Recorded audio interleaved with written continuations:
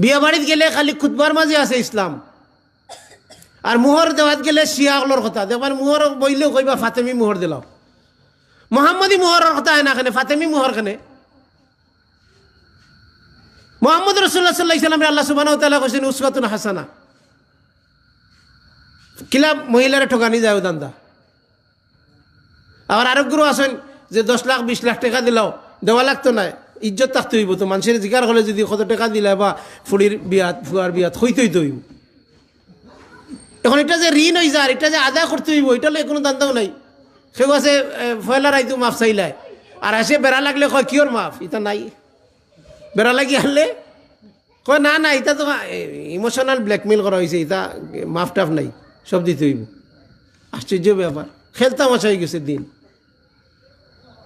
রাসূল সাল্লাল্লাহু আলাইহি ওয়াসাল্লামে মোহর দিছেন যে লুয়ার আংটি দিয়ে হইলেও বিয়া করো, অত বেশি দেওয়া লাগতো না। বিয়ার আনুষ্ঠানিকতা সবরে জানাই দিব। আমার লাগাবাড়ির যদি আমার জানাই না, তে ফোন দিয়া কইলে কয় দশনি সিটি দিছেন না, আবার সিটি দিলে কয় দশনি ফোন দিয়া মুখ দিয়া তো কইল না। আশ্চর্য কারবার, এমন অবস্থা আমরা। হুজুরে যদি স্পিডে আটিয়া যায় কয় দশনি খানো খাইবার লাগে যাইরা, আবার আস্তে আস্তে আটলে কয় দশনি খাইয়া সেফট হয়ে গেছেন, এখন আটতে পারো না।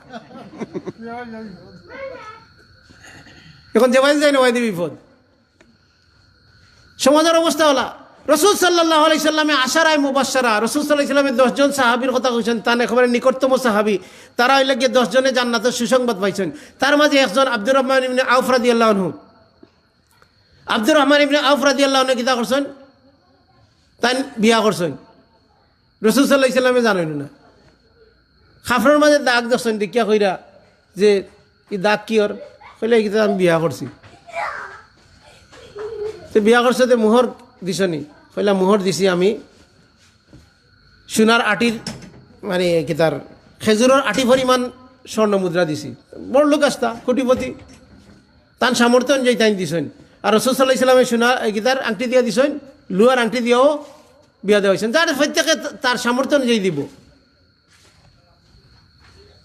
রাসূল সাল্লাল্লাহু আলাইহি সাল্লামের খাসর মানুষে বিয়া করছেন, বিয়া সহজ আছিল। আর আইস খাইলে কি বিয়া হইল গিয়া সহজ নি। বয়স হয়ে গেছে 28, বিয়া করো না কেন? কয় নিজের ফাইও খাড়াইছি না, মজা অন্যের ফাও দিয়ে আটে মনে হয়। বাপরে গিয়া কয় খালকে একটা ছেলে হয়েছে, মেট্রিক পাস করছে এবার, আইয়া আমার কর যে তার বাপরে কইবার লাগি বিয়ার কথা।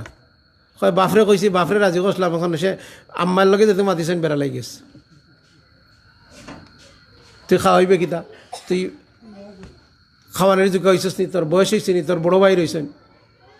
বিয়া করতে, বিয়া করা সহজ না কঠিন? আর জেনা করা, প্রেম ভালোবাসা করতে হইলে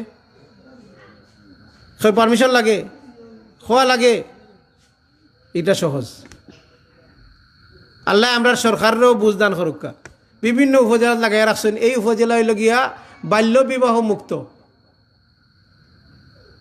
আমি প্রায় সময় কই যে বাল্য বিবাহ মুক্ত উপজেলা না বানাইয়া উপজেলা যে সাইনবোর্ড লাগাইতে হয় যে এই এলাকা হইল কি বাল্য সেক্স মুক্ত, শিশু নির্যাতন মুক্ত, তাহলে তখন বোঝা গেল না ক্রেডিট। বাল্য বিবাহ মুক্ত আর ইবাদি বাল্য প্রেম করতে কোনো অসুবিধা নাই,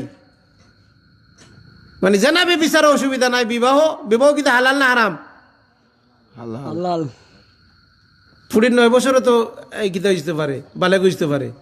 তো বালেগ মানে তো কিতা বিয়ার বয়স হয়ে গেছে না। তো বিবাহ আপনি হারাম করা, কিন্তু প্রেম 9 বছর না এর আগেও যদি করে কোনো অসুবিধা নাই। আপনার মানসিকতা হলো গেছে। যদি বিয়ার কথা কয় এগুলো কতটা যে টেস্ট লো হইব, তুমি বিয়া করলি তাই বয়স হয়েছে নি, খাওয়াইতে পারবে নি, রুজি কত করো, আই একজন জিজ্ঞাসা করে রুজি কত করে। আমি বললাম খালকে যদি মরি যায়, বিয়ার অনেকদিন মরি যায় না, ডাকাত একবার জ্বলি গেল কিন্তু বিয়ার আসর বইয়া অনেক জায়গায় বিয়ার গাড়ি লইয়া যায়, তুই মরি যায় অ্যাক্সিডেন্ট করিয়া, ঠিকুর কোনো গ্যারান্টি আছে? আশ্চর্য ব্যাপার।